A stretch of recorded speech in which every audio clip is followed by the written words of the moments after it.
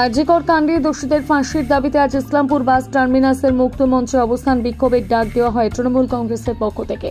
উপস্থিত ছিলেন উত্তর দিনাজপুর জেলা তৃণমূল কংগ্রেসের সভাপতি কানাইয়ালাল আগরওয়াল, ব্লক সভাপতি জাকির হোসেন সহ তৃণমূল কংগ্রেসের নেতৃত্ব কর্মীরা। উত্তর দিনাজপুর জেলার সভাপতি কানাইয়ালাল আগরওয়াল বলেন, গতকাল ব্লকে ব্লকে ও ওয়ার্ডে ওয়ার্ডে মিছিল অনুষ্ঠিত হয়েছে।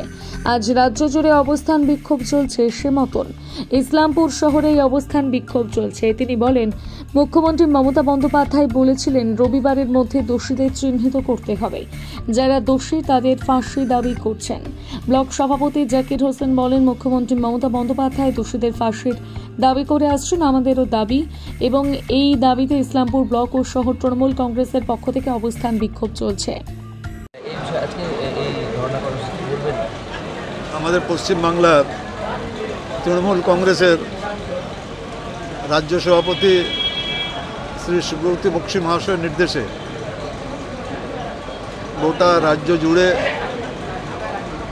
প্রত্যেকটি ব্লকে এবং পৌরসভা শহর এলাকায় আজকে অবস্থান ধর্মঘট 6 ঘন্টা ব্যাপী।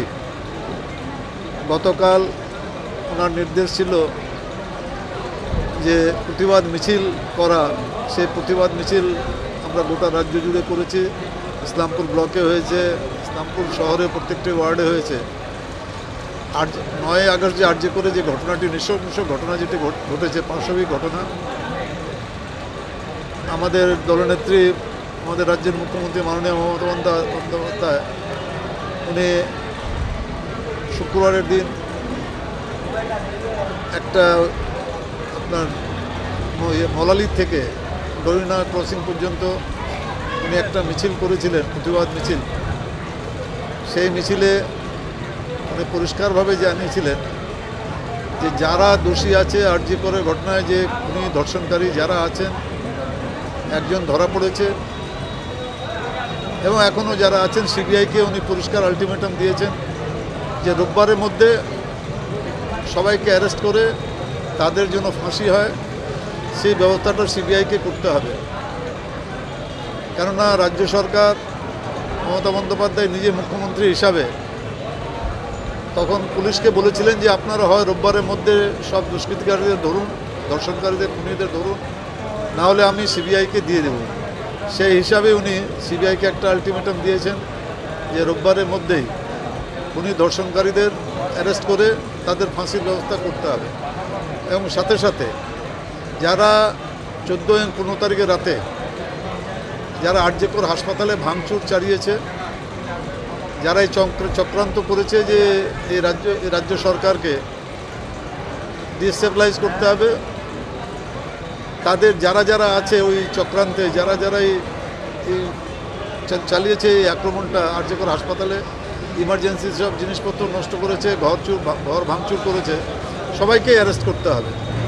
সেই হিসাবে অ্যারেস্ট হচ্ছে। এবং যে চক্রান্ত চালাচ্ছে বামফ্রন্ট সরকার এবং বিজেপি যারা করে, তারা এই আরজিকরের ঘটনা নিয়ে যেভাবে রাজনীতি করছে, আমরা এই প্রতিবাদ আজকের এই অবস্থান ধর্মঘটের মধ্যে দিয়ে তাদের ওই চক্রান্তকে ব্যর্থ করব বলেই আমরা শপথ গ্রহণ করছি।